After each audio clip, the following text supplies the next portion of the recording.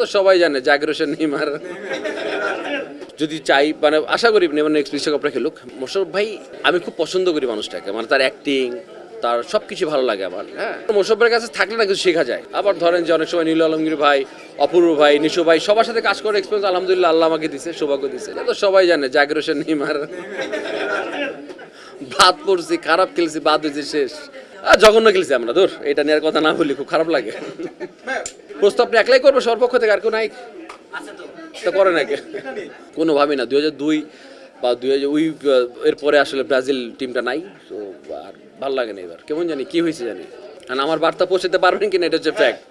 Neymar না আমি Neymar অবশ্যই নেইমার খুব ভালো প্লেয়ার। যদি চাই মানে আশা করি নেইমার নেক্সট বিশ্বকাপটা খেলুক। বলেন না অন্যায়ের প্রতিবাদ কি প্রতিবাদ না, মানে আমার কাছে যেটা খারাপ লাগে ভাই আমি বলে ফেলি, কার ভালো লাগলো না লাগলো সেটা আমার দেখার বিষয় না।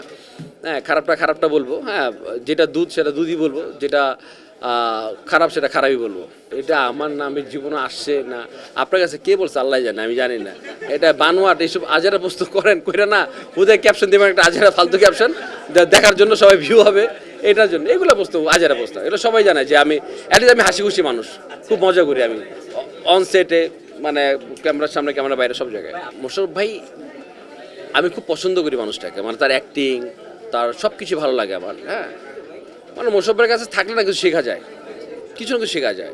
আবার ধরেন যে অনেক সময় নীল আলমগীর ভাই, অপূর্ব ভাই, নিশু ভাই সবার সাথে কাজ করে এক্সপিরিয়েন্স আলহামদুলিল্লাহ আল্লাহ আমাকে দিছে, সৌভাগ্য দিছে। সো সবাই না মানে ভালো, খুব ভালো, মানে অ্যাজ এ কো আর্টিস্ট বা আমি ছোটো মানুষ হিসেবে সবাই আমাকে সাপোর্ট দিছে, এটা মিথ্যা বলে লাভ নেই।